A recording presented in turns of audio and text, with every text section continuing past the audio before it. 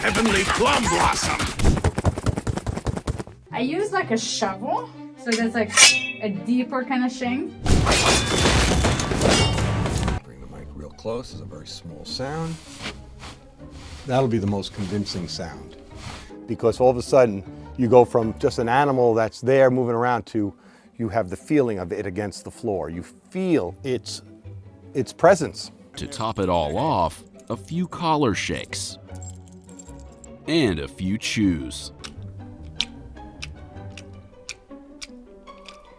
Then, a Foley mixer watched the footage and layered it all together.